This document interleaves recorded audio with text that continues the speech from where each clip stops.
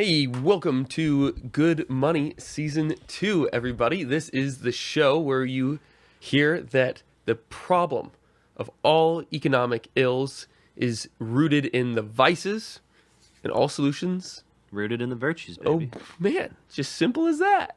Welcome to the second season. We didn't think we'd be here. We thought we'd crash and burn after the first, but by the grace of God and your generous support, we're back, baby. We're back to light a flame to this whole world. You know what? I think one thing that we will just kind of say real quick is that last season was really kind of a special thing for Marc and me as well. Like, it helped clarify a lot of thinking for us. Yeah. Our lives changed a lot. You got rid of your horse farm in southern Australia. It was holding me back. It was one of those investments where I made it not caring about the Australians without even praying for the horses. And I realized, I really can't be doing that. And you did it. So I killed every one of those horses. Turned them into glue. Divestment, baby. You know what? But in brighter news, the College of St. Joseph the Worker is never going to have to pay for glue ever. That's right. We got it. It's on huge lock. For us. Sorry. In all seriousness. Apologies to everyone back home. In all seriousness, it really was kind of a great conversation for us to have. Just, even if nobody else was listening in. Our lives really did change a lot through it, and we were really Jacob inspired. got a lot poorer. I did. Yeah, it was kind of amazing. I didn't really get poorer, but I mean, a lot of these principles are great when you don't have money. 'Cause you're like, oh yeah, that makes sense that you should do that. But it's a tough show. We get it. Good Money's a tough show because we're the only financial advice show, as far as I can tell, that promises you less money and more friends. Yeah, that's right. So I don't know how we're still on the air. Oh, wait, it's because we get to decide these things for ourselves now. That's really great, yeah. We don't even have ads on YouTube. That would be simony to have ads on YouTube. Oh, would it? Well, we're going to talk about another that. episode. Sure. Next episode. We'll kind of lay out a few of the quick claims of the show. Yeah. And then hit into our topic today of you would be excommunicated. Let's call this show this. You'd be excommunicated for doing this. Click here to find out what it is. Exactly. Clickbait, baby. Oh yeah. All right, we're doing it. We got to get a picture of you like, what?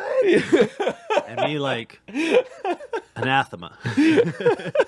That anathema finger. That's what that really is. The index finger of Father. Yeah. The world is getting infantile. Not that this is the topic. It's just like, man, you open up YouTube and there's just like all these pictures of grown men being like, look at me here. I am monkey. Click upon video. It's terrible. And it works. It does. Yeah, I am still an infant. We promised that we will treat you like adults and give you large yellow text. I'm making a commitment here. Don't make any connection to Curious George, please. Yeah, that's right. The main points of the show. Okay, one of them. Yeah, go ahead. Is that the only way that we're going to have a better economy is by having better people, not different systems. If you think about it, here's the argument in short. Something that you and I have talked about quite a bit. That there are three modes of love. There is love that you don't have. It's not in your possession. It's unfulfilled, and you won't get it, and that creates sadness. Yeah. There's love that you have real hope of achieving it, but you don't have it yet, and that creates desire. And then there's love that is fulfilled, and that's unity. So desire is actually, a people, second part of this argument, a people group together based upon what they love. Yeah. If I really love coffee, then I'm going to buy a coffee machine. If we collectively love coffee as a community, then we're going to, start a roasting company. We're going to have a coffee house in the middle of town. That we prioritized that over other things that we could have created in our society. Totally. That what we love, what we desire, what we hope to obtain in our desire, we ultimately create a means for. Desire has its strategies. Yeah. Desire creates systems so as to obtain certain ends. Love makes babies and institutions. There you go. I want a T-shirt that says that. We're just talking about institutions here. Yeah. Don't get it twisted. This is not the gender podcast. That's coming next. Next. All right. So yeah, our world looks like our loves. Yeah, that's right. So you can't just change systems and hope for different responses. You actually have to change your loves so that you then create different systems to achieve those different ends that you have. Yeah, absolutely. Yeah, I mean, and we talk about this a lot, that there's not going to really be hope in just changing the tax code and having a sort of bureaucratic management of the economy, of just letting tweaking the market here and there. I mean, all of these things only have relevance when they're done by people who are led by virtue, oriented towards the good in mind. Then they have the means to build up those institutions on the basis of a real love of friendship, a real love of Christ. Mm-hmm. If we simply say, all right, we can be horrible scumbags, as we are, and simply have a system in which our horrible scumbaggery plays out like billiard balls upon the pool table and ends up in the kingdom of heaven, we're insane. I mean, we should just go dunk our heads in pasteurized milk. Oh, man. Oh. That's a death sentence, man. It is. Especially if you're there for a long, Oh, yeah. You can drown in just 2 inches of pasteurized milk. Sorry. Stupid. I read an article from MIT professors. Yes. They did this. So people, not systems. People's not systems. And if you want systems, you got to have virtuous people. Yep. And the Christian tradition offers us certain virtues that are particularly oriented to the proper use of money. It's true. Money is not some kind of neutral sphere where you have your Christianity on one side, and then when you got a $50 bill, you're just like everyone else. There's a pagan use of money, and there's a Christian use of money. The Christian use of money builds up towards the production of certain virtues in the soul. That is, habits of action whereby we are disposed to do the good thing, like it's right there on the tip of our tongues. And we become a certain kind of people, or a certain kind of person, and therefore a certain kind of people through having certain kind of habits. So habits produce character. You spell it with a K, and it's Greek, character. And it means an impression, a stamp. You get stamped by your habits. Aristotle, I don't know that he said this, but in high school, on the back of people's shirts they'd wear for being on the tennis team, they'd have Aristotle saying, you are what you repeatedly do. Yep. Seems right. Like tennis? That's awesome. Yeah. Yeah. You're a tennis man. Yeah, but they were much more highfalutin than I was. Well, I just said just do it or something like that on the back of my shirt. But. So the money is a means, in this sense, for our sanctification, for becoming a certain kind of people. And the problem with modernity is that we've rejected it as such. We've made money into this, it sounds a lot like the rest of liberalism, a sort of neutral tool, a sort of technology that Christians can use and pagans can use, and we can all just use, and it doesn't really mean, it's just about what our intentions are with it. Yep. And that there's no actual form for the use of money that makes someone holy. Yeah, the pattern and order of your monetary life is no different from anybody else's, just your intentions, which is inside of literally what the libs say about political life, right? That you enter into this neutral space, you make these political decisions, you make arguments based on natural law, and then you kind of come back to your Christianity having engaged in this thing we call politics, which is essentially a hanging up of your Christianity on the door to do enlightenment reason. It's the same with money. In fact, there's a reason why money and politics seem to go together, and it's not just because politicians are greedy scumbags. Shouldn't use that word twice. Let's call them something else. Avaricious trash bags. Avaricious trash bags, and not even the scented kind. Right, because money and politics both in liberal states presume a godless world. They are like our little gateways into godlessness. It's like, whoa, we want to be godless. Well, then we should deal with money or politics. So that's what you get. Money and power, baby. That's what we like to talk about here. What else? We said all these things and more, I'm sure. Yeah, and I think we can kind of hit on some of them along the way, but kind of the major claims of the church is that money is a placeholder, and therefore you should always know what you're holding a place for. That money is always for doing good. Jesus tells us what the purpose of money is for in Luke's gospel. He said that the iniquitous mammon, make friends with iniquitous mammon. That was his line. And to be clear, for those who only have just heard this, you don't make friends with iniquitous mammon. Like, you're not taking iniquitous mammon home. I don't make friends with Mark, like in that way, right? Yeah. I utilize Mark as an instrument to make friends with somebody else. You're not taking iniquitous mammon home and, like, hanging out and watching, what do people watch? Better Call Saul. They watch that. Is that a show? It is. Cool. And, no, it's that you use iniquitous mammon. The only justification for it is that at the end of the day, you use it in such a way that you end up with more friends rather than less. That, baby, is capital gains. Can you tell I don't know what capital gains is? So I'm not sure. I think that's perfect. If the use metaphor of it, works, actually. okay, Yeah, cool. yeah. All right, forget those capital gains. Get those friend. I'm gonna work on it. Oh well, yeah.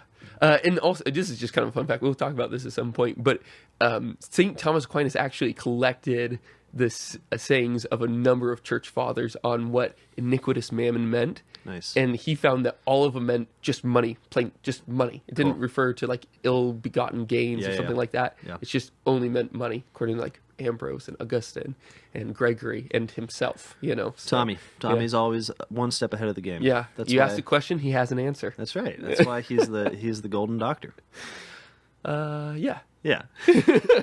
So, and the other, maybe we can end here, end our sort of summary of things and get into the meat, not the potatoes. Let's just do the meat today. Come on, yeah. Medium rare, which is to say that heavily salted, little paprika. As Christ said, you are the paprika of the earth. If we're not having fun, then we're not doing it right. Yeah. And I think what it fundamentally comes down to is when we look around this world, both in terms of its inequalities, where people are simply don't have money and other people have most of the money and most of the wealth, which is like the major problem. But we also have just a bored people. We have a people who are scared of everything. We have people who are at the age of 19 worried about retirement instead of worried about how they are going to make the world amazing. We have a complete loss of innocence about money. Like, money becomes something where good people feel obliged to become skeezy just because money is involved. Like, this is a temptation that afflicts all of us. And generally speaking, we have a seriousness about money where it's been given undue, I say, homage, undue attention, undue care. The point, if we could get one thing across with good money, is that we're supposed to be free. And that the freedom that comes from seeing money as a placeholder, rather than as any kind of end in itself, is precisely that you're now back in communion with reality, with the things of the world. Mm-hmm. What does your $20 mean? It means that sandwich. That's an expensive sandwich. It means that... Or a really good one. Yeah, okay. It means that really good sandwich that you're going to get. And the Christian is the one for whom the goods of this earth, the goods of his neighbors, the friendships he has, the reality of the land, the reality of ownership, the reality of this world is predominant. Money is translucent to the world. The world shines through it, and you just go after the world through it. This might be kind of vague, but I think it's for me been the most fundamentally freeing thing, is that once it takes this secondary subordinate status to reality, and that can really happen if we stop just trying to accrue it. Mm-hmm. Like if you just stop trying to amass money, then money naturally simply becomes what it can get. The world returns. You get innocence back. You have way more fun, and that's important. It's important to have fun because the Christian life is a fulfilled life. It's a life most in contact with reality, and reality is good. That's what God says. He says it's really good. And I buy it. I believe it. So, anyways, the point is that sometimes we get lost in a lot of the details. There's a lot of, we're thinking about a lot of different rules. We don't think you should be investing in the stock market. We think 401ks are kind of weird. We think that saving for retirement generally is iffy. We think that, what else do we think? We think things. That our modern insurance systems are messed up. Yeah, insurance is a blood-sucking plagiarism of a previous organization of friends to support each other, as our compadre Will Benares put out in his article, The Perversions of Modern Insurance, a good one. Read it. So we think all these things, but when it fundamentally comes down to why are we tackling all these things? Why are we just being mean about insurance? Why are we being mean about the stock market? Because these are prophylactics That's Really? weird. They're little caps. They're little devices that the world gives us to kind of keep us out of touch with reality, to keep us dealing with money, and trying to amass securities as opposed to living in the world right now. Right now, not after retirement, but right now. Yeah, I mean, the problem, in a sense, with using money to make friends is that when you have friends, you're super vulnerable. That's true. I mean, that's the whole point of it, is that you're actually, souls are uniting. That it's not just willing the good of the other, but willing union with them. Yeah. And that is a vulnerable world, created there. So money isn't as vulnerable. It creates more concretized systems, things that you can depend on in a way that's not as scary because it's not personal. Yeah. So For a time. Until Until they freeze all your bank accounts. And then you got no friends. And your bank account is icy. Yeah, that happened to you last week. Yeah. And The government. we GUVMN''T, government. Mar-a-Lago was raided. Marc's bank account was frozen. It's frozen. Yeah. Terrifying. It's like all $4 in there. Mar-a-Lago, hey. Not after that big glue divestment. So what we want to talk about today, because we got a whole new season, and they might be thinking, well, you've discussed everything. At least anyone that's following along with Aquinas and recognizing that we're just ripping off of him for sordid gain is going to say, well, you did all the virtues that I can see, and so what the heck are you talking about now? We're moved to the Franciscan tradition. This St. Thomas gave us a lot of virtues. The Franciscans gave us even more virtues, But we're not going to get there yet. We're going to... There's probably a lot more virtues than people have written down. Is that fair to say? Yeah, probably. Yeah. All the It's not virtues just are like just a- different modes of love. As Augustine once wrote. Augustine did right there. Yeah. It's so true. But the dad of New Polity, Andrew Willard Jones, King Willard, said to us, said, hey, we went up to him one day last year and we said, hey, Dad, what do you think about our series? He goes like, dude, Stop calling me Dad. He said. He said, dude, you never did tithing. Tithing. Why didn't you do tithing? And we're like, oh my gosh, we didn't do tithing. So we're going to hit tithing over the head. Tithing is an interesting one. Tithing comes in the Old Testament. Yep. Deuteronomy. Well, actually, Jacob, it's before that. It's Genesis. Oh my gosh. Well, it is Genesis. So You're right. Abraham kicks some major butt, and kings of Sodom and Gomorrah flee, and then he gets all of the goods, the booty. Can we have an episode on booty? Yeah, There's a absolutely. lot in governing the distribution of booty. All right, that's stupid. Abraham then comes on up to Melchizedek, that mysterious figure flitting about the Old Testament. Kind of a Tom Bombadil in my mind. And he says, Melchizedek blesses him. Blessed be Abraham by God Most High, maker of heaven and earth, and blessed be God Most High, who delivered your enemies into your hand, and Abraham gave him 1/10 of everything. I think that's awesome. It's very mysterious, but there seems to be, obviously, Genesis is not about justifying itself. It's not there to say, and here's why he gave him 1/10 of everything. But it's really cool to have it rooted in a narrative, both because then it's later, as you're going to point out, going to become law, but it also shows that there's a certain just leap of the heart towards things considered priestly. So what I mean is, the first thing that you see in Genesis is that when we talk about tithing, we're talking about a response to holiness. We're talking about a response to the presence of God's activity on earth in and through the mediation of people.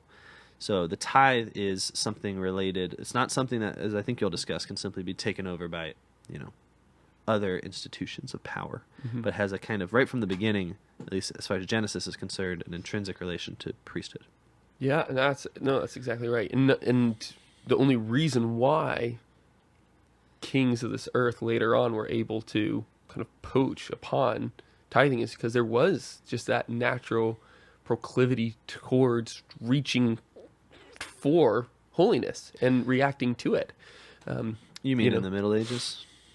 Or Oh, no, I mean like in Mesopotamia sure, yes. Babylon or whatever. Well, I was thinking, and we don't have to go too far down this rabbit hole, but there's lots of there's lots of fighting in the Middle Ages about who the tithe goes to.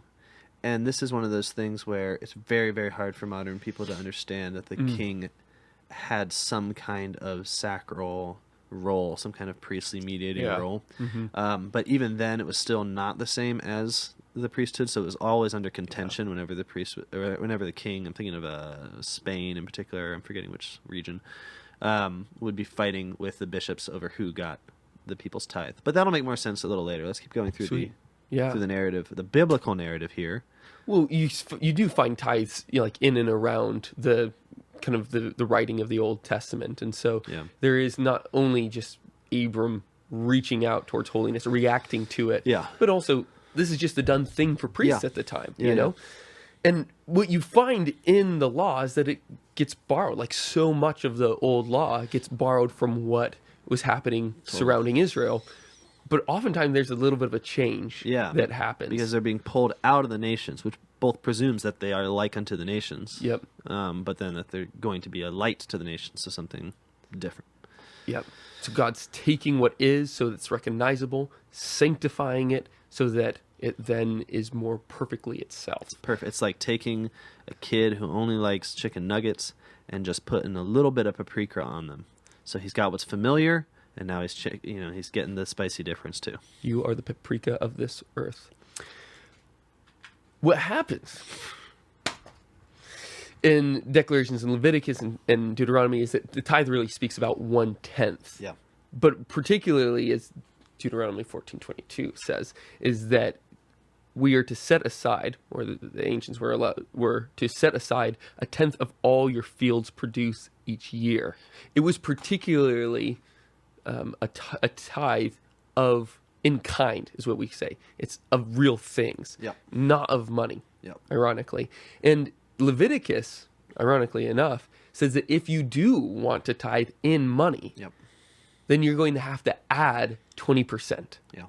So all of a sudden, it's not 10%, it's 12% of whatever you have produced or procured for the year. So there's an active resistance to it becoming a monetary issue. And this is something we've talked a lot about, is that as soon as a centralizing entity asks for one thing back in tax or in tithe, that generally starts to spur on that object as a medium of exchange. It starts to become more ubiquitously money, Money is a medium of exchange. The more that it's demanded, the more widely the more it's demanded by a central authority, the more widely it's used amongst other people, because you need it. You need it to pay the gods, or then you need it to pay the state. And that's certainly the case in the ancient world. That was a technique of theirs, and it was something that Leviticus identified and admonished against, actually, and created a new law to kind of push away from that ubiquity. You centralize the unit of exchange, you centralize power. And if there's anything that's clear about the Israelite difference from the nations, that they're under all sorts of constraints so that they don't end up under these kind of Babylonian-esque sovereign powers.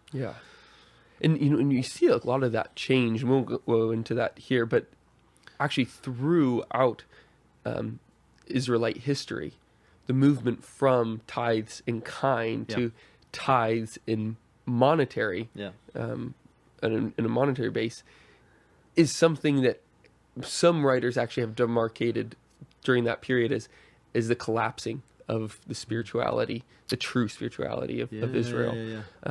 There's some really, really interesting articles written about that as Galilee, was so excited always to bring their tithes to the temple, and yet the Pharisees started to wag their fingers at them and say, "You backwards Galileans, modernize you," and just bring money. So that happens. But, but more importantly, there's the question of, like, are we still obligated to tithe today? And there's kind of a roundabout way of answering this question, but I think the first thing that we really need to hear is Jesus' words on this, because we often, I hear today a lot of people saying, hey, there was a tithe back then, but now, Jesus, fulfilled the law, so we don't have to adhere to it anymore.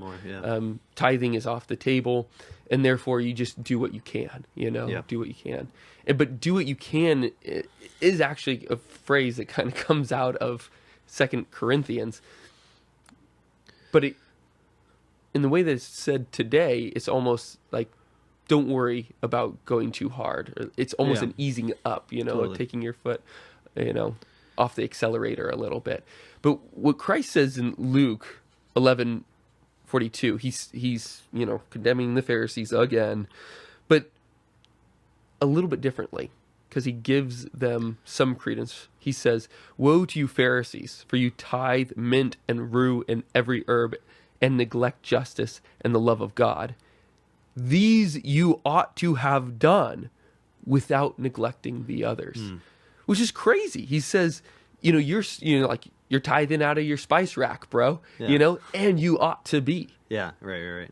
This is a completely, different message than what is often heard today. Is like letting your foot off the gas, type thing. Yeah. It's doubling down, saying you ought to do this, but you should do it from the place of a true love for God, true love for neighbor. Yeah, absolutely. It's a sad state of affairs when the freedom of the new law is taken to mean as simply a license to not care about God anymore. But that seems to be one of the characteristics of American Christianity. It's like, well, I'm free now to not care. Yeah.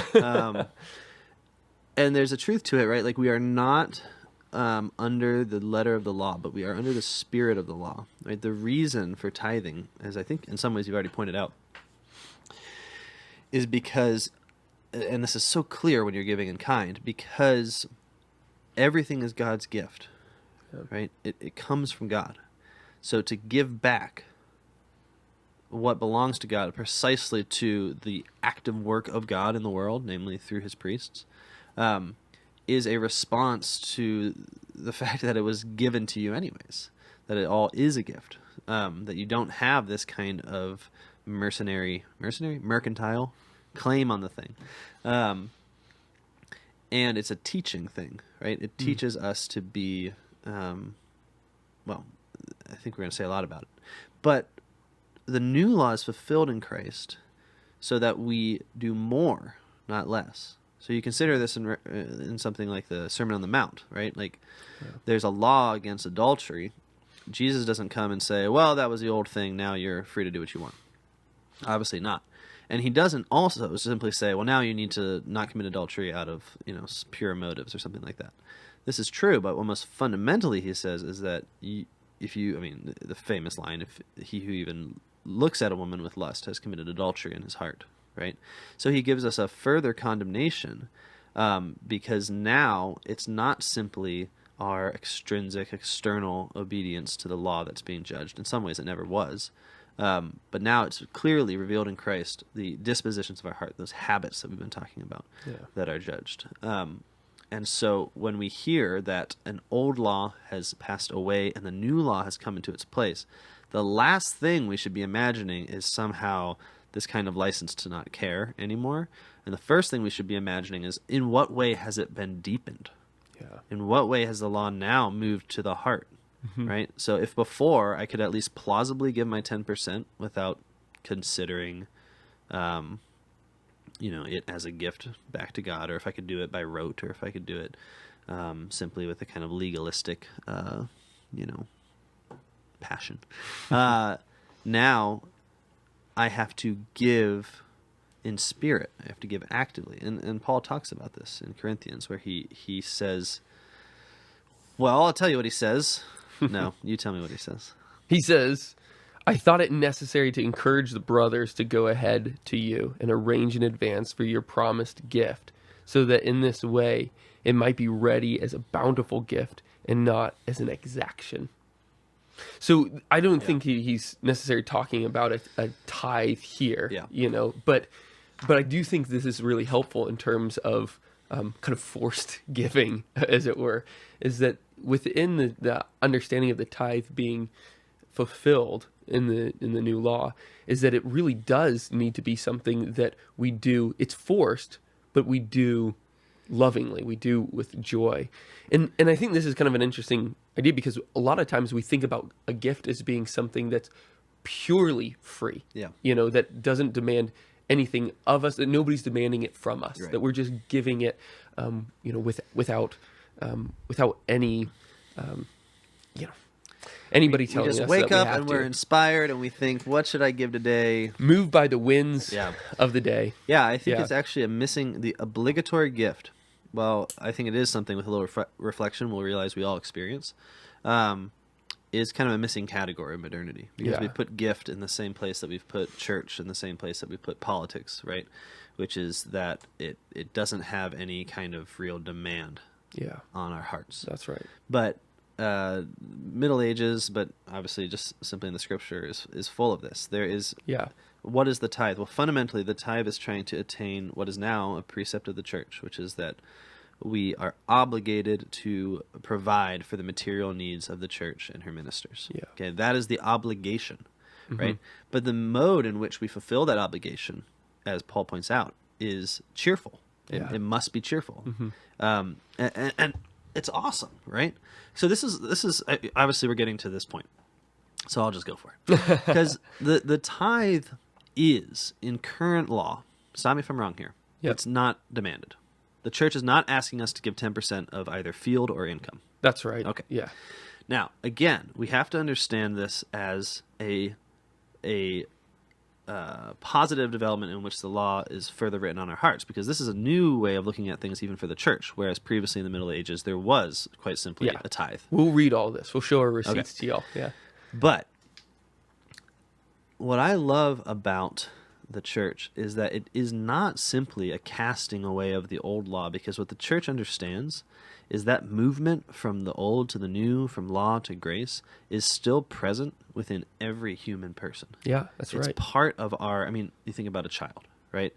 You can have this idea of the freedom of the new law, the fact that Christ for freedom set us free, and when your child hits his brother or sister, you can say, look, I'm not going to coerce you. I'm not going to punish you. I'm not going to do anything, because deepen your you loves. are made for freedom. You should have that law written on your heart. Like, no, this is all ridiculous. How could you possibly do that? You have to apply the old law in some sense, because where there is sin, the law is still there.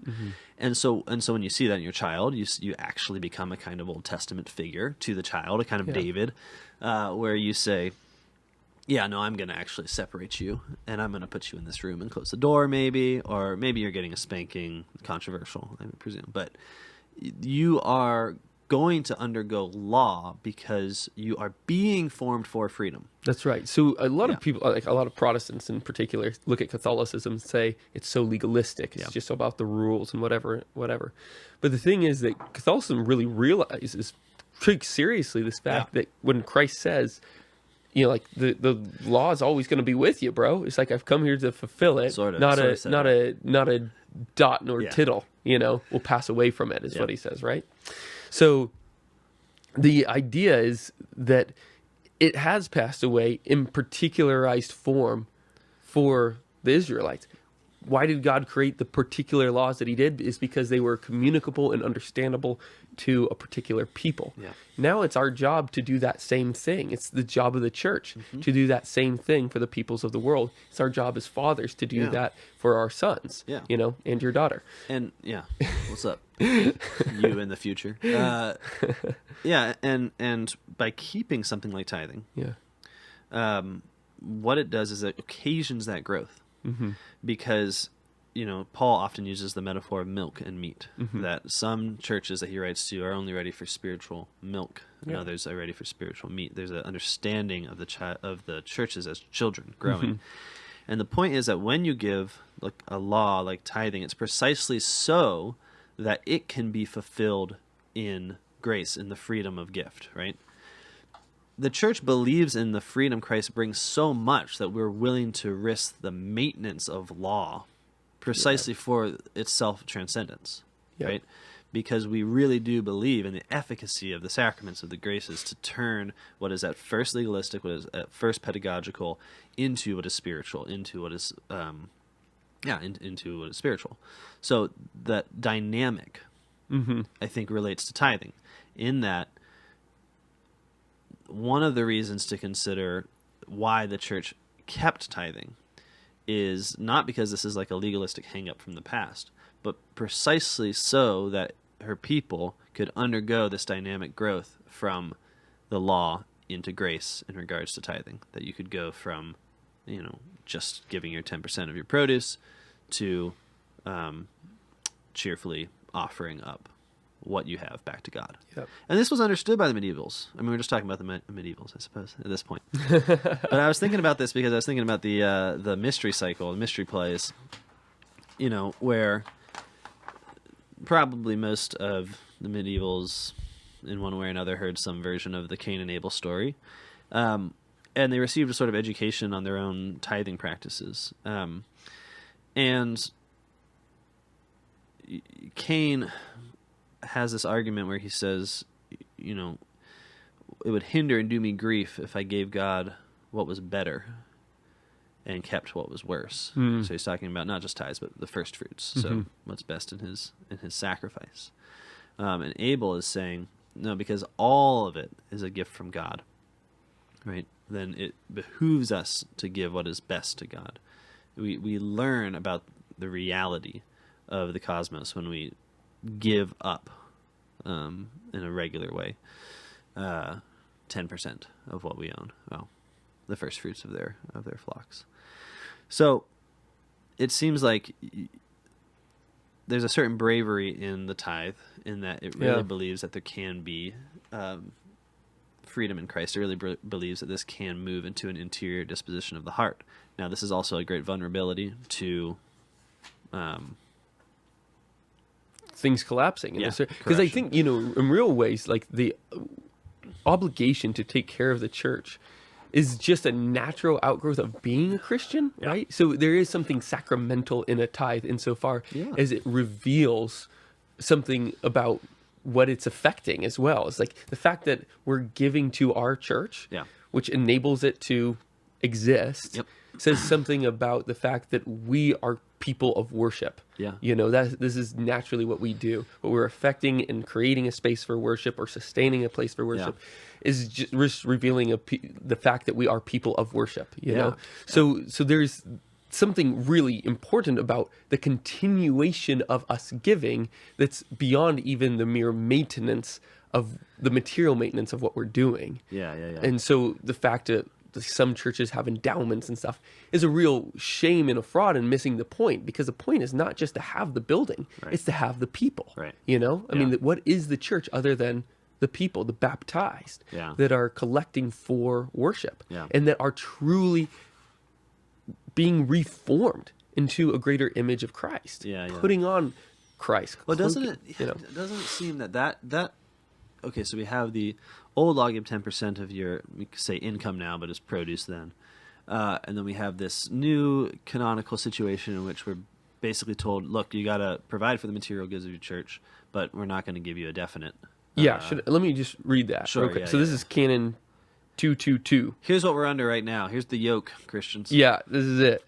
The Christian faithful are obliged to assist with the needs of the church so that the church has what is necessary for divine worship, for the works of the apostolate and of charity, and for the decent support of ministers. It goes on in the next paragraph, paragraph 2. In all churches and oratories which are, in fact, habitually open to the Christian faithful, the local ordinary can order the taking up of a special collection for specific parochial, diocesan, national, or universal projects. This collection must be diligently sent afterwards to the diocesan curia. So that's not the next paragraph, sorry. That was Canon 1266. I apologize. So the obligation to take care of divine worship, works of the apostle, of charity, and the next paragraph says social justice. It's just a general blanket term of you are obligated. Gotcha. What 1266 says is that the bishop could demand this as a tax still. That's still within his right. It's still within his power. It could be a particular command from a particular bishop to his people. But it doesn't exist universally anymore. And that's different from what was in Trent.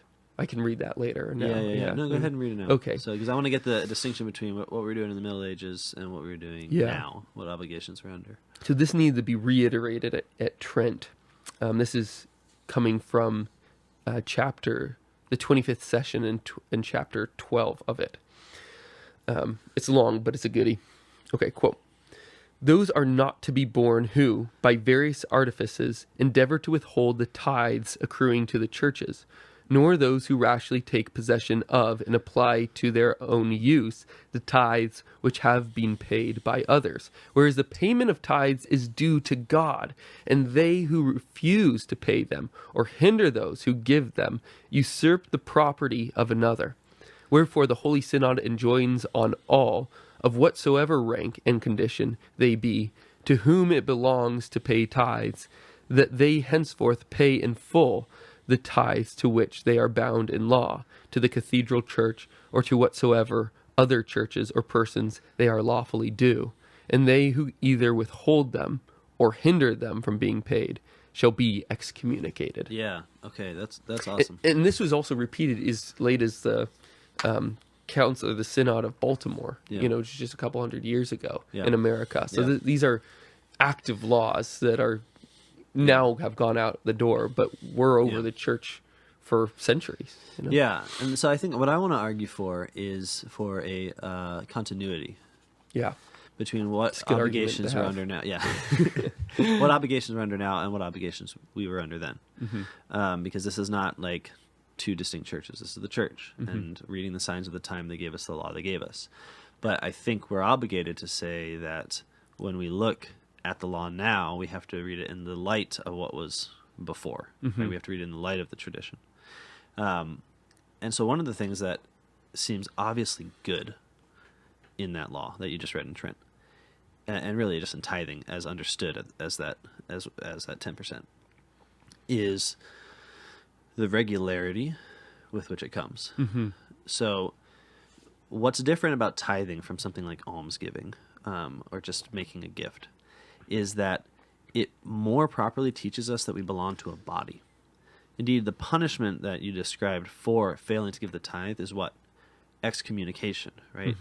And as in all excommunication, but this I think has a particularly rings true, that if I, as a member of a body, am not giving of myself unto the whole, unto the body as a whole, then excommunication is hardly a punishment so much as simply a description of what I'm doing. That's right, yeah. A foot that does not pass blood on, but attempts to cull blood to itself is simply a mangy foot, and then it falls off, I'd imagine. Yeah.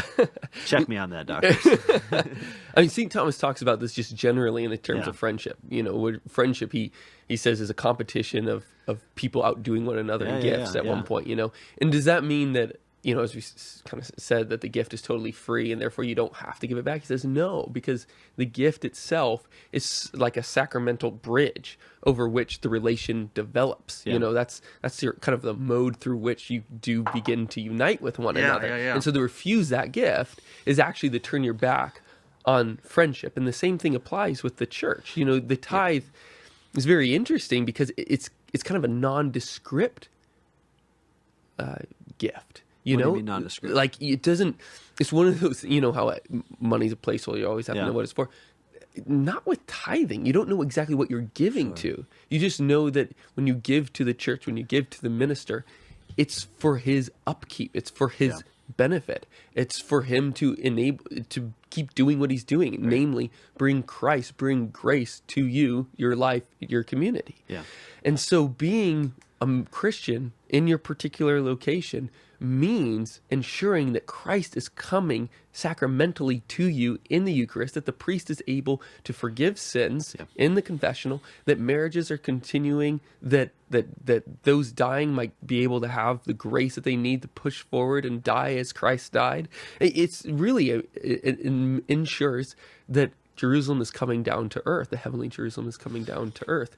But you do it as just kind of in a very general way. Like this is just That's life. what I mean. I mean, there's like a weird trust that the generality and the regularity of it. The kind of it's a trusting gift, but it also it teaches us about our ontological state as Christians, right?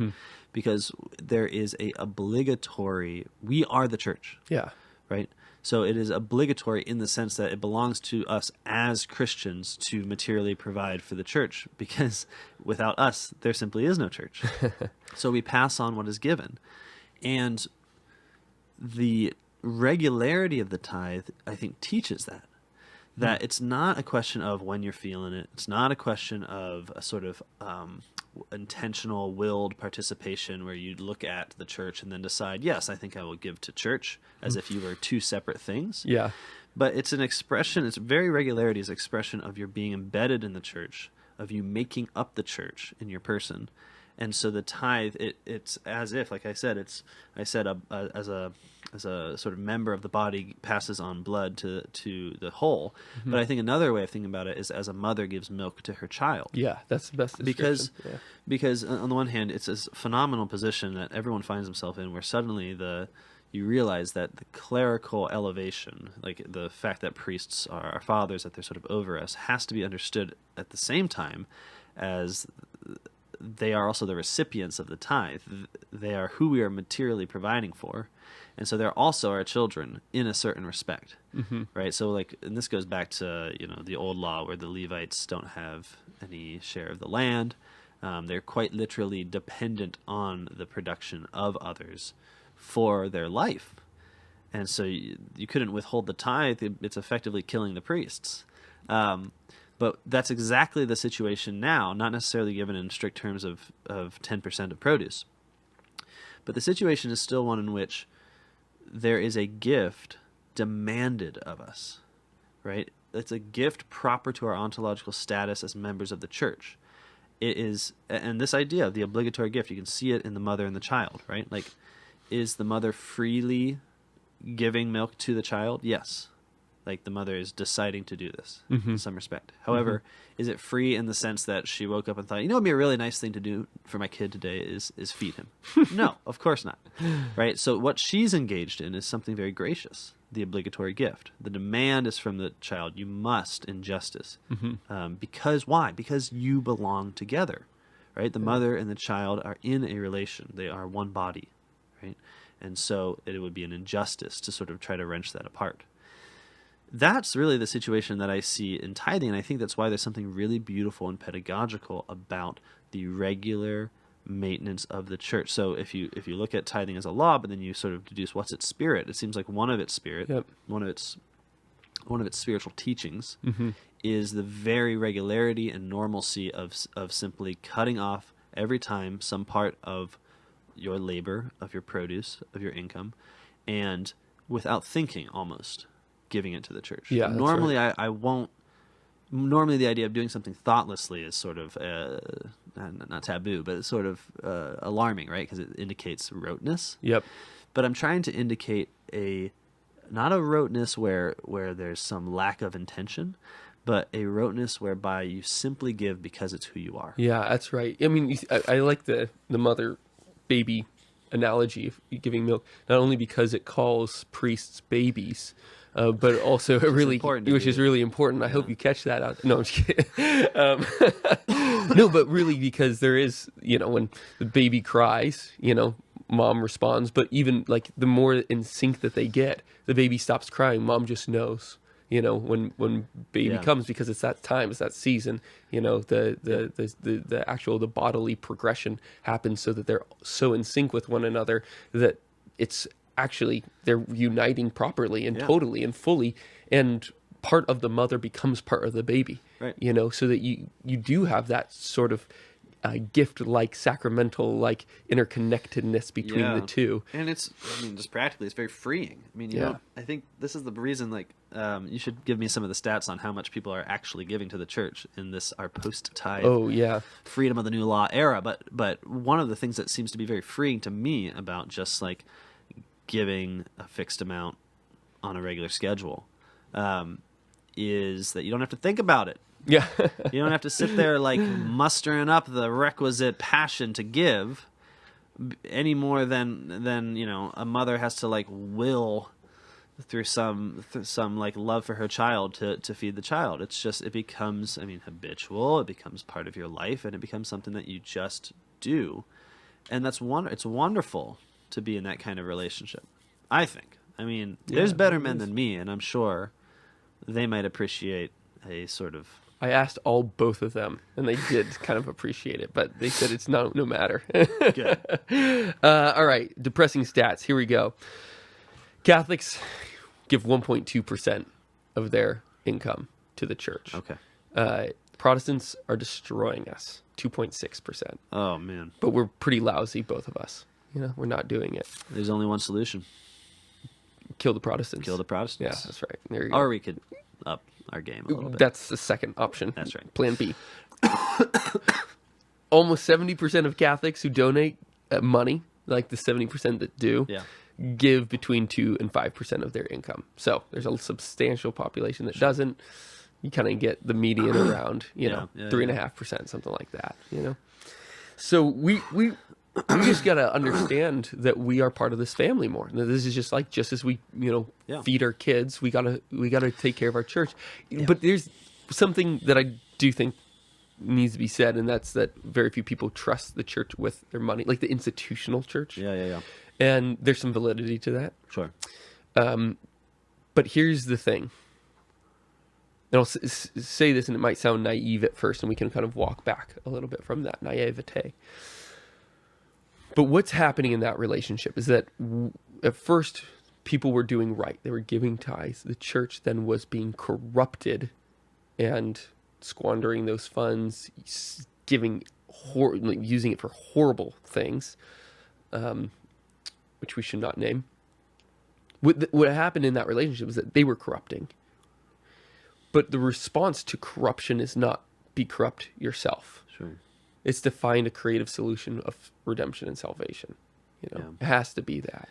Yeah, no, I think that there's a way in which tithing quickens reform. Because if our gift to the church is just considered as this optional, passionate thing that we do every now and then, then we, whether we like it or not, develop a kind of extrinsic relationship to the church. So we're not really a part of the body in terms of our giving.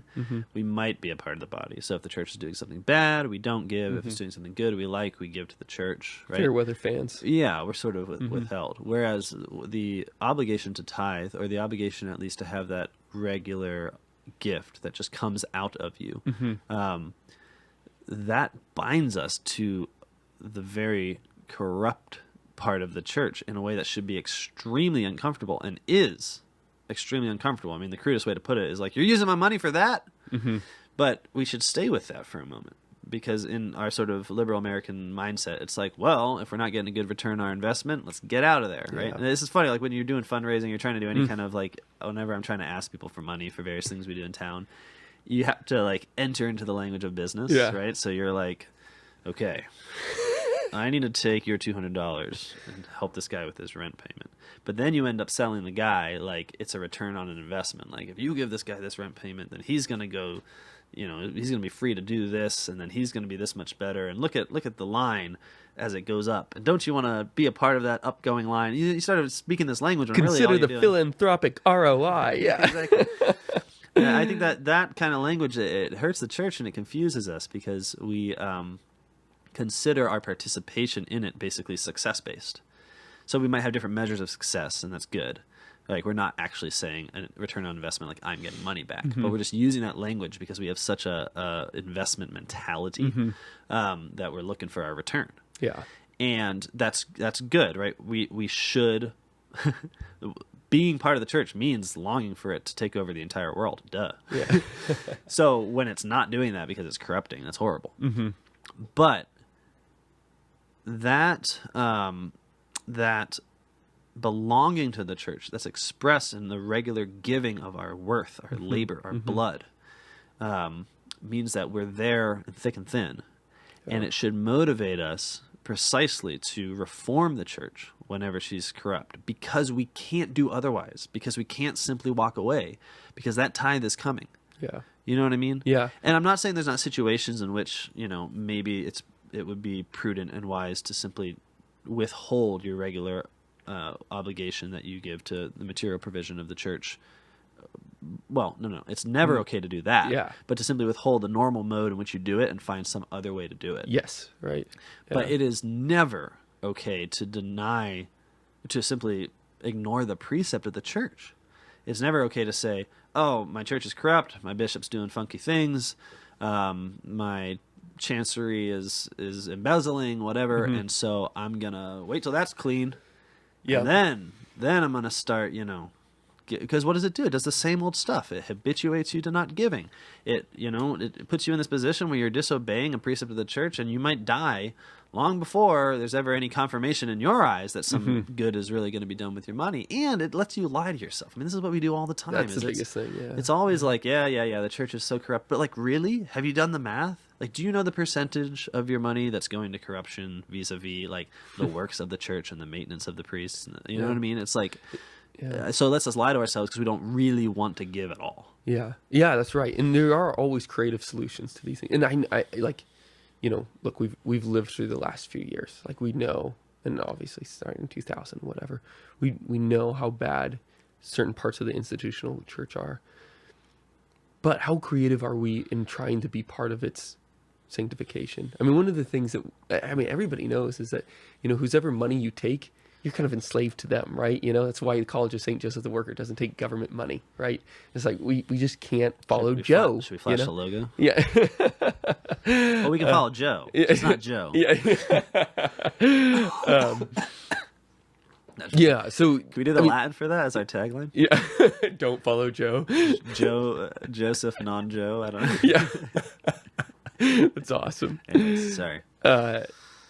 So. What are certain things? And, we've kind of been, I won't go into this, but we've kind of been in that situation before where,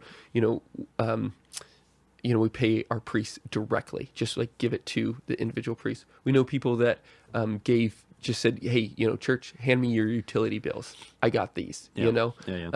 These are really creative solutions, that are still fulfilling the spirit of the law, which is ensuring that divine worship continues. Because every gift that you give generally to the church, there's some sort of diocesan tax on that. Right. You can say, I don't know what that's going for. Generally, I don't like my bishop. Those are things that we really have to check ourselves on. It's like, why are we saying those things? What's the spirit behind it? But if you're like genuinely concerned, if you have like real cause to be concerned, this man is actually putting this money into Amazon. Yeah, that's right. Or Walmart. Then you have to find some other ways of being able to give and oblige. But let's kind of hit a quick list of things that are and are not tithing. Sending my kids to Catholic school and paying tuition, is that tithing? I don't think so. No, I don't think that could possibly count as tithing because you're exchanging something for it. It's not a gift. No, and I've done this before too. This was a good admonishment to me because I was paying a guy to help me with a project. I didn't really need his help, but he didn't have work, and so I wanted him to have work. And what I did is I said, okay, this will be our tithe this month. Mm-hmm. And I did it kind of unthinkingly, but it started to eat at my conscience. Then I realized, like, okay, yeah, even if you wouldn't have otherwise done it, you're still attempting to purchase this man's time and labor and get a result. Yeah. This is only to the church. This is in some ways to the church in terms of trying to fulfill the desire of the church that everyone's employed. Yeah. Or has ownership and work, but it is not the desire of the church that you get something done with money that belongs properly to God. That's right. And his ministers. And so I was well admonished in that. Yeah. We shouldn't mistake our almsgiving and our tithing. You know what I mean? Like these are different things. Yeah, that's right. So like part of the problem is not the problem. I mean, it's what it is. The canon law today just gives us a general obligation to fulfill both, alms and tithing, but traditionally speaking, giving to like a women's center down the road, that's not tithing. It's almsgiving, Yeah, totally. Which you're obliged to do. If anybody gives the new polity, we're thankful for that, but that's alms. That's not tithing. If you give right? us a tithe, we will mail it right back. Yeah. And that costs us postage. You need to cross out the word tithe, put in alms and make sure you freaking give to your church. You sluggard. You slug. Man, it's such a tough point to have corruption in the church. Mm-hmm. But I think as a general rule, the response to corruption can never be excommunication. Right? It should be to remain in communion. Right? Yeah, don't excommunicate yourself. That's right, what exactly. You're saying. Yeah. The response to other people's corruption should, of course, be excommunication. Yeah. we don't use that loving gift enough. That's for sure. But all of this being said, I think there are some things that make tithing, and now I think it should be understood by people who have followed us this far, that now when I say tithing, I want it to be heard as not as that 10% of produce, but as a regular, habitual, embodied giving to the church, whereby you provide for its material needs in such a way that you are taught about your own membership. Yeah. So that's sort of what I'm trying to, not expand the notion of tithing, but just trying to reveal about tithing, so that when we hear it, we can say, yes, we're under a law that doesn't specify, but there are things about this form of giving that are essential to it. Like it's not just like it's whatever I do. It's a specific form of giving. It's belonged to the Christian life from the beginning, before there even was the word Christian. And so we need to take it seriously now. We need to not just say like, well, we're not, responsible for that. But one of the things I think makes it really hard is that we're giving him money and not in we're kind. giving him money. Yeah. So I was doing a little research on this, and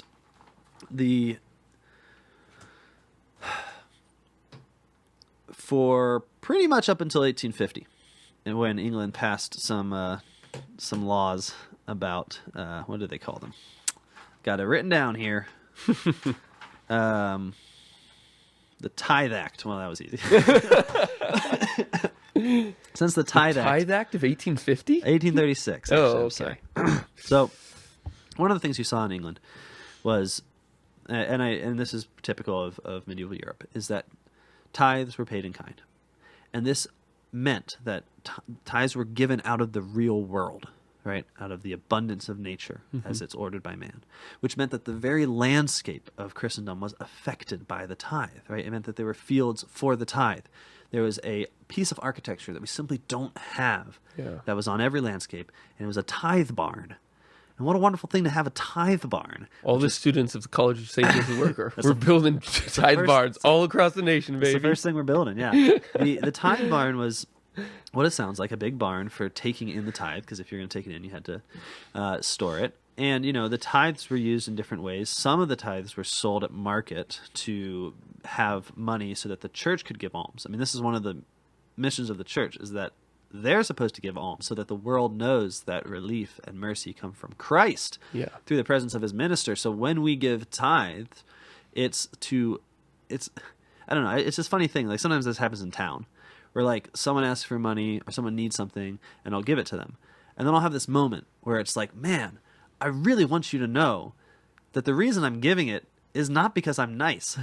I'm like bitter and angry about it. I really wanted to buy ice cream, whatever it is. Like that's the reality. I want you to know that it's precisely the law of God impinging upon my shoulders. It's like taking the money out of my pocket. And I'm on my way moving from law to grace. Eventually I'll just, throw coins forth. It'll be like meeting me will be like hitting the jackpot at a casino kind of thing.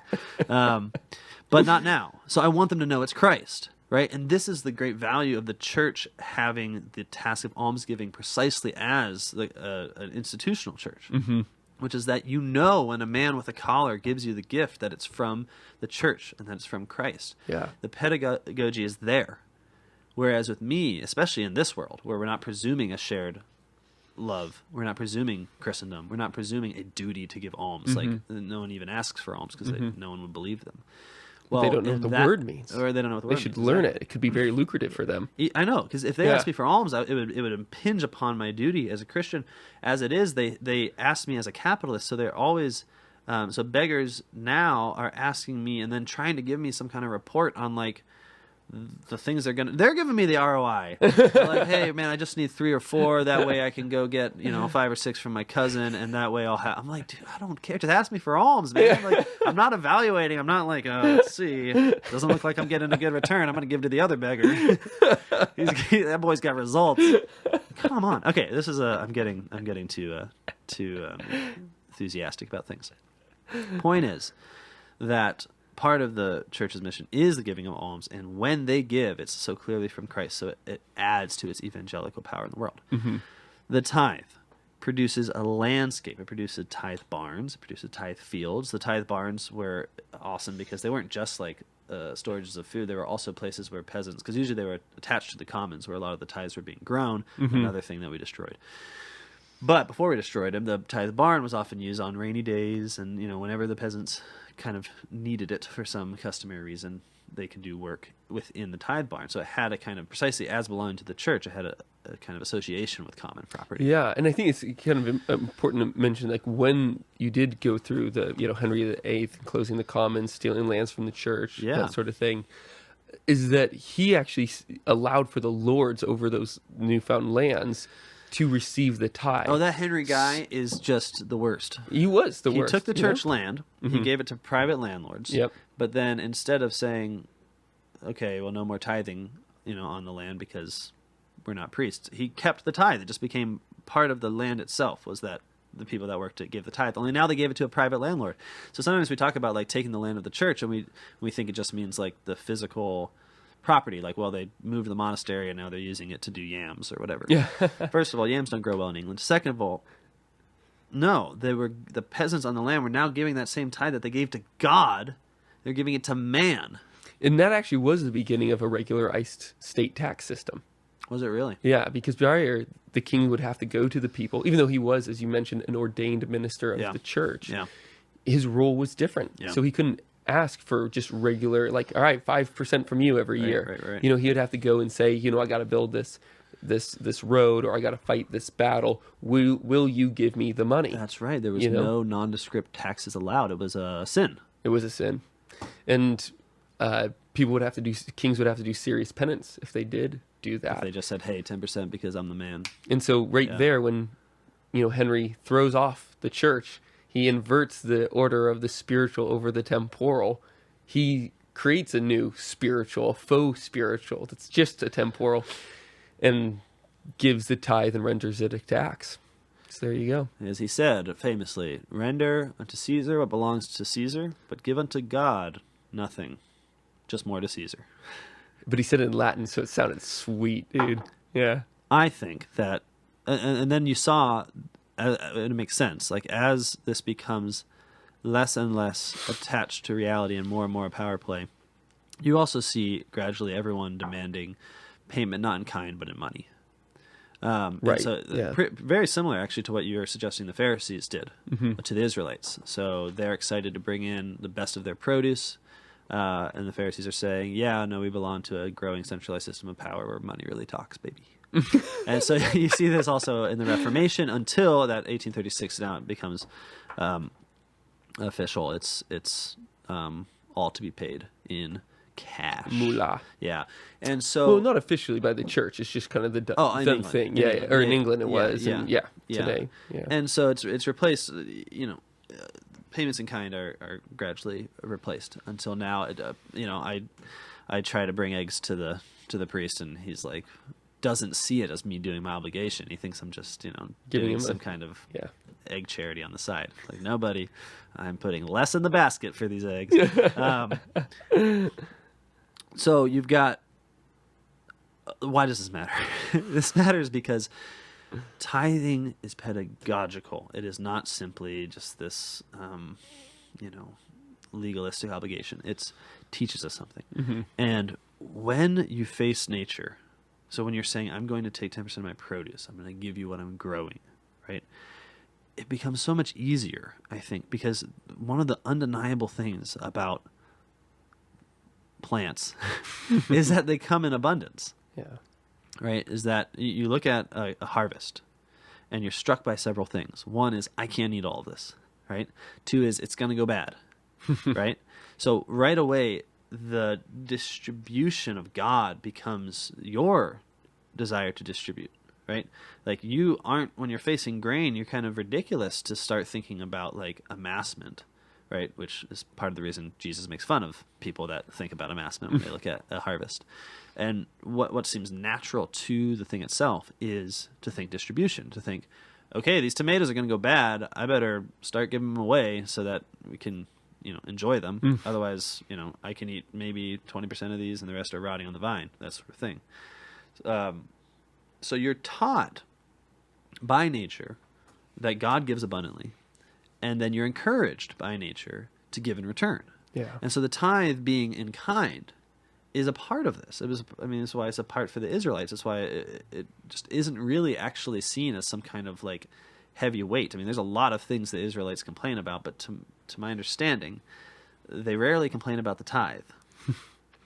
Maybe that's not true, because there's that thing in Malachi, which we should read. Oh, yeah. We should read that. They're not tithing for a little while. But that giving is an imitation of the gift of God. Yeah. And when you make it all monetary, right, money doesn't have that same quality. You can theoretically get there, right, if you think about it and how it is somehow still, even today, related to your labor, related to the fruits of this earth, which is given to all, related to that abundance. It has this kind of go-between, which is man and his cleverness. Yeah. And that go-between makes money look like something scarce. Well, money doesn't grow on trees. That's the line, right? You know? And so whenever you get money, usually when you get money, it's because you've exchanged something equal for it. Right. That's the whole idea of commutative justice. Right. Is that you're comparing what you've done for what you're getting, and so you're doing some sort of, equitable, even exchange. Obviously, tomatoes don't work that way. Right. It's just unbelievable how much tomatoes you get, or green beans, or whatever else. Make pasta sauce, baby. You just can't pasta sauce for years. As a matter of fact, for years. But money doesn't have that overabundance, and so it's easier to feel restricted by your giving in that way. I also think that there's the predicament of not knowing. Part of the reason that giving in this way is you're giving tithes monetarily is that it is such a gift of trust is because you never know what it's going to go for. Totally. Whereas with tomatoes, it's like you only got so many options. Yeah, and this is really interesting, right? Because the church, so it fed the priests, it gave out the food to the poor, but it also would, like I said, sell things at market. Yeah. So, but this is important because there has to be a buyer of the goods at market, and so there's a certain built-in check on corrupt accumulation of power when you're relying on sales. Now, it's not foolproof. Well, maybe I'll just give the example, which is in Ireland. Come on, Ireland. Tithe war, baby. Okay, so this I want one of those. Yeah, we're gonna wage a tithe war on you. We're coming for your tithe, and then we're gonna give it to the church. So in Ireland, oppressed by the English, my people, and one of the ways they were oppressed was that they were forced to give tithe to the national church set up by the English, Church of Ireland. Now, being good Catholics, they were already providing for the material support, for the material needs of their priests. So this wasn't simply we can redirect the tithe. This was a double thing. It's like we already got to keep our priests alive, and now we have to, give 10% of all our produce to these people. And this created much consternation in the camps, right? There was much, they were Irish, so they probably didn't talk about it, but they bubbled with rage for a while. And there were some skirmishes, there was some shooting, people died. But largely the Catholic clergy said, don't give those fake tithes, all right? And one of the ways that they managed to get around violence is to actually let the Church of Ireland take their in-kind tithe, but then have a unity of faith within the Catholics of the community that was so strong that when it was through the cops. So when the cops took your tithe by force, because if you didn't pay it, they came, they took 10 All right, I had sheep. 10 goats, or sheep. Yeah, they came and took one of them. Yeah. But the Church of Ireland, especially because they have only a dubious sort of local presence, wanted money. So they've got to exchange it for that dollar bill, that Irish dollar bill, green. Of course it's green in Ireland. But there's such a unity of purpose within the Catholic laity, inspired by their clergy at this point, that no one buys it. So they identify the cop coming with your sheep into the market. Don't buy from the cops. Yeah, exactly. And so they actually managed to create this total. I mean, there's a line where I forget the monetary units, but the Protestants are complaining that it costs a shilling to collect a farthing, or maybe it's a farthing to collect a shilling, whichever. It costs so much to enforce the tithes that it was more than the tithes, is what they're saying. Like that became a fundamental problem, and eventually they won. Really, they no longer had to pay the tithe. But that idea of in kind, meaning that there's some constantly maintained connection to reality, where the church could exchange it for money, but then that involves the church on the ground as well. It's like there has to be buyers for there to be a seller. Whereas you're right, when it's just in cash, when it's just monetary, then there is this sense that unlike the fruits of this earth, there's an indefinite purpose to money, and that doesn't just affect you in terms of your trust for the what they're going to do with it, but it also affects you and your ability to get rid of it. Because when you don't need a tomato, you just don't need a tomato. You're not sitting there like, if only I can make more ketchup. You're freely giving. In fact, you're obligated to give. And this is the thing. We talk about the obligatory gift as a missing category. That modernity is missing this category, but we shouldn't confuse obligatory with somehow meaning like forced or unnatural. Like, it's precisely because when you have too many tomatoes, it'd be wasteful and obscene to simply like deny giving it to someone else that it becomes obligatory. So in freedom, there's the obligation, precisely because we're so obviously free and able to give, we're obligated to give. It's like the excesses that we have belong to the poor, not to us, and that's true of tomatoes, and it's true of money. But when we have simply cash, and we're trying to, as faithful Catholics now, imitate our forefathers and pay something regular, we also look at that money and say, well, it's possible for anything. So should I really give on this regular? Shouldn't I tone it down because maybe I'm going to need it for this or that? And it could be anything, unlike wheat, unlike sweet potatoes, right? Okay, so there's that. And then I think the other element that money brings to it is simply it doesn't rot, as we mentioned. Like it's always there. And so, again, that works against our desire to tithe because we lose that motivating factor of time, which simply says, give now while you have a chance. We allow ourselves to be tricked and say, well, I will give later. I have some big gift coming, saving up for retirement, and then I'm going to really give to the church. And so we allow ourselves to habituate ourselves to non-giving, so that when the time comes, we become a person who doesn't give, and then surprise, surprise, we don't actually give, right? So that what I'm saying is the movement of all things in kind to money, and I know I'm being sort of like, there's not like a what should we do here, right? Because part of the movement of things from in-kind tithing to monetary tithing actually both affected and was affected by the loss of property, the loss of land, the loss of ownership. Like this is all part of the same sort of Protestant spiel, which is that we take the common land, right? And then, of course, now tithes are paid with money, because part of the taking the common land was also producing the alienated peasant community that are now only able to work in factories precisely because they don't have the means for their own survival through the use of the commons, through monastery lands. So now, of course, you have to demand the tithe and money, because how are they going to grow broccoli? Like, they're not. Right, and you do have another institution that's, in a sense, commanding a tithe, and that is the state. Right. And so all of a sudden, it's not only harder to, get goods to give to the church, but because it's not in the realm of overabundance within growing. Yeah. You're not growing and sharing, you're buying and selling to do that.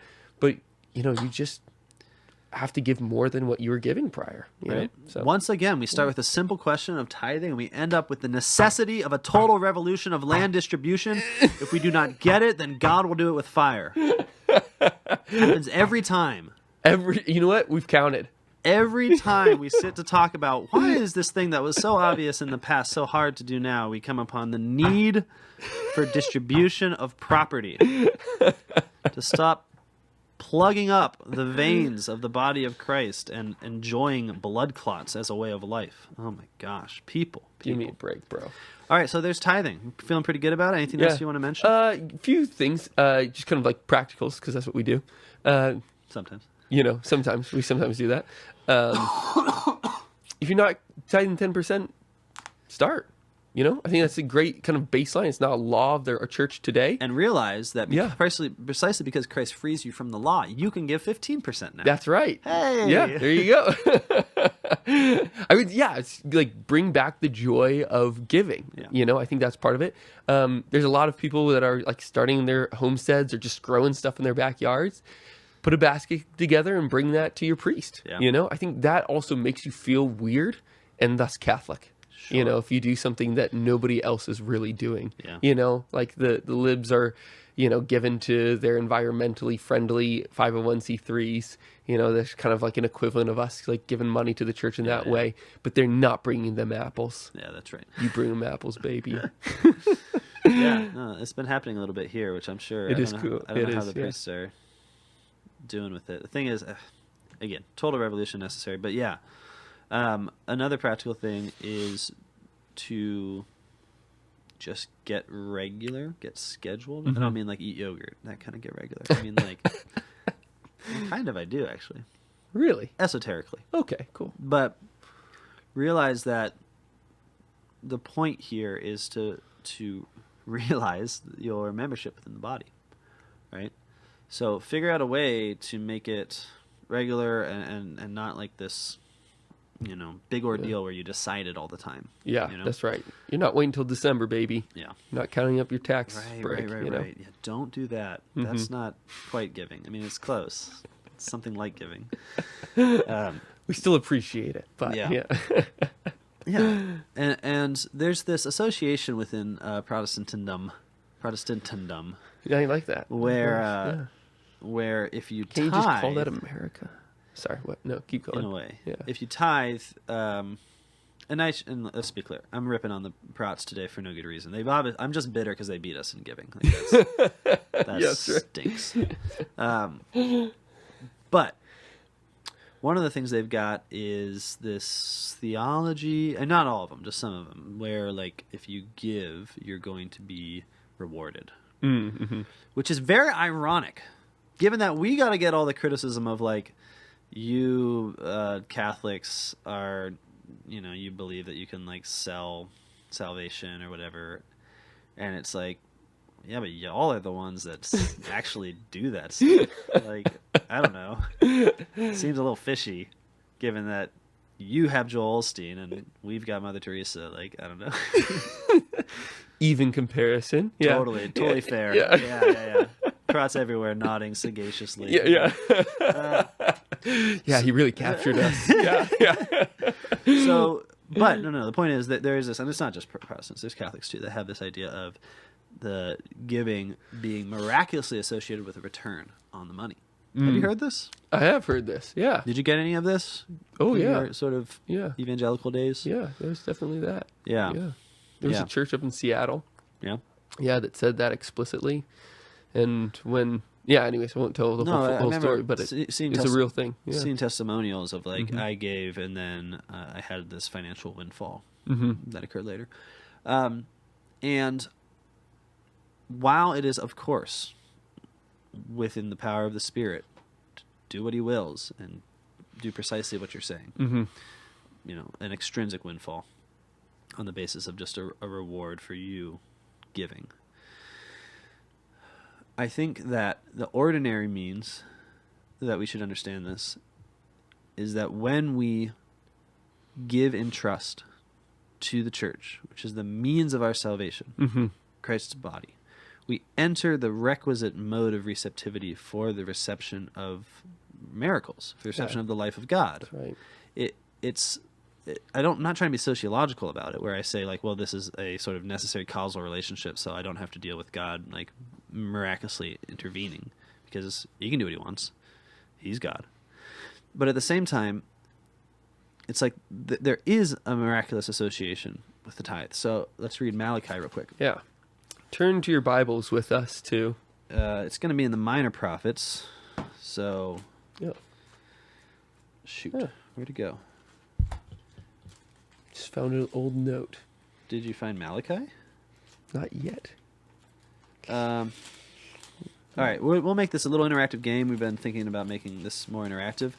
All those who have Bibles, we're going to try to find Malachi on 1, 2, 3, go! I win, I found it. I have an Orthodox Bible. Oh, boy. It's all like weird order. Fake and Bible. I'm just kidding. They haven't even like codified all this, you know? It's like, how do they just keep adding, changing things? No, I'm just kidding. Orthodox friends out there, I love you. Okay, so this is the... But I have no idea where your books are in order. Yeah. Malachi chapter 3, verse 6 and going on. Says, "Return to me, and I will return to you, says the Lord of hosts. But you say, how shall we return? Will man rob God? Yet you are robbing me. But you say, how are we robbing you? In your tithes and offerings, you are cursed with a curse, for you are robbing me, the whole nation of you. Bring the full tithes into the storehouse, that there may be food in my house, and thereby put me to the test, says the Lord of hosts, if I will not open the windows of heaven for you and pour down for you an overflowing blessing. I will rebuke the locust for you, so that it will not destroy the fruits of your soil, and your vine in the field shall not fail to bear, says the Lord of hosts." Okay, so that I think is really the biblical warrant for associating tithing with a kind of miraculous abundance coming from God, or at least a sort of supernatural protection of the abundance of nature, if you want to read it that way. And the Jews made a big deal about this, the rabbis, because you pair this line with "you shall not put your God to the test," and then God is here saying, "Thereby put me to the test," says the Lord God of hosts. And so they said, like, this is how important the mitzvah, I'm not saying it right, the command of tithing is, that it is the one time where you may test the Lord. But the point is that, seems to me, the point is not that it's just this weird exception to testing God. The point is that when we're forbidden from testing God, it's because it shows a disposition of doubt, right? Like the devil to Jesus, if you are the Son of God, right, turn these stones into bread. So he tests the Lord because he wants to know if he is in fact the Son of God. We who believe in the Son of God and we who believe in God shouldn't do this. Like, if you're really God, save my son, for instance. This is, while understandable, just pagan. Yeah, doubtful. You're exchanging things. You're just becoming. You're in the ideal situation for God being replaced with man, when you have that disposition of heart. Well, here you are allowed to put God to the test, and I think it's precisely because the tithe, that regular giving in trust to God's means of salvation, I'm going to provide for the way in which He comes to me as a member of it, as belonging to it. Right, that is the disposition in which you show belief in God. Yeah, that's exactly right. You're there. You're in it. You're skin in the game. You're tithing, right? And so God can work. I mean, think about the fact that Jesus in the Gospels, he goes to towns where he can't perform miracles because of their lack of faith. Yeah, this is absolutely phenomenal, right? And what I'm saying is what's true of the Son of God is true of God in the Old Testament, right? That God does not just treat us like robots. He gives us freedom, and so he works with us to create in us the kinds of hearts that can receive the gifts he wants to give us. And tithing does produce the kind of heart that is ready to receive the miraculous abundance of God, because it's that trust. That's what makes it so hard, is that it's not the kind of giving where we can talk about results. It's not the type of giving where we can talk about success. It's the type of giving where we say, Lord, because you gave to me first, I give this offering to you. Do with it what you will. And so we're quite literally enacting in our tithe the receptivity towards God doing what he will. And what does God will to do? Well, he wills to do really good things for us. He wishes. I mean, I sound evangelical now, right? He wants to perform miracles for us. He wants to do things in our lives. He wants to intervene. He wants to break through this desperate net of like neutral, godless economics and politics that we keep on throwing up as a shield in front of him. He wants to break through that and just be present to his saints. And I think the tithe can help with that. And so there is something I'm trying to validate in the sort of association of, well, if you tithe, then you're going to receive these blessings and these miracles in your life. But I just want to shy it away from this idea of an exchange, like a sort of magical formula of exchange in which you give X and you get Y, right? Yeah. Because you could tithe and God gives you the gift of an early death, for instance. And that's cool. So like, just stop. Don't put in the book of Judith, it says, I won't go that far. Don't put specific laws on God. That's his job to you, not the other way around. Yep. And say, well, if I give this, I'm going to get that. But however, tithing allows us to develop the kind of trust we need to receive the gifts that God wants to give us. And I think that's awesome. And I don't mean this to sound too corny or whatever, but we already crossed the corny line. Yeah, we did. Yeah. But Malachi is really, this is one of the great passages that gets quoted at the beginning of the Gospels, right? It's like, I send my messenger before you, Oh, wow, yeah. right? And that is what comes right before that passage that you just read.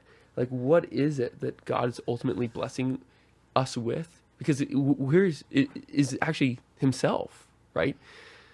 Why do we give? What's the point of tithing? What we said is that it's to be able to create the space for divine worship and to ensure that it happens. What is he promising happening there is that he's actually sending his messenger. Yeah. What happens when we give? Well, we get the promise of Christ truly present in the tabernacle. Yeah. This is the ultimate gift. Now, I've seen it.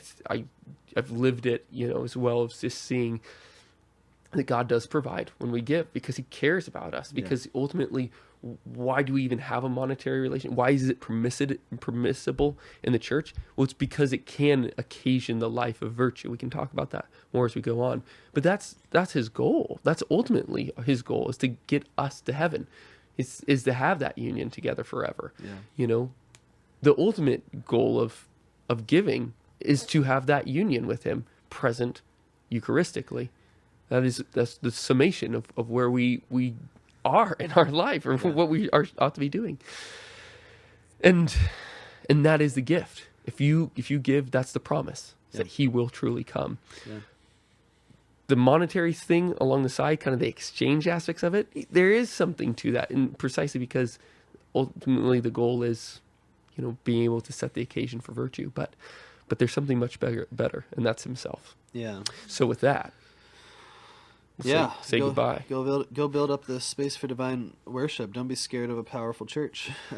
Build a bigger church. Build a better church. Build a more beautiful church. Love your priest more. Yeah. These are all good taglines that we should have maybe worked out in a list beforehand. Okay, well, let us know how it goes. Let us know if we missed anything, any difficulties you have with tithing. Can we say this? Can I say this at least? I'm going to be a hypocrite and go back on everything I said about responding to emails. I've gotten so many emails from you guys, and there are a lot of really beautiful notes, and I'm so grateful for them. I just have sucked at getting back to you, and I feel terrible about that. But if you send a note to just the info@newpolity.com, somebody will. It might be me. I just can't promise that anymore, and I'm sorry about that. Here's what we should do, Jake. Yeah. We should do a day that we carve out, and we'll call it Email Answering Day. I'm in the same situation, but without shame, because I was always in the situation. And we should just see how many emails we can answer, and then you can instigate the new law. Okay, cool. Which is you might not hear back from Jacob immediately. Yeah. You were strong for a while. I was for many months, but now I'm just sorry for all of you I've let down. Yeah. Yeah. All right, guys. Thanks so much for staying with us, and we will see you on our next episode. Goodbye. Later.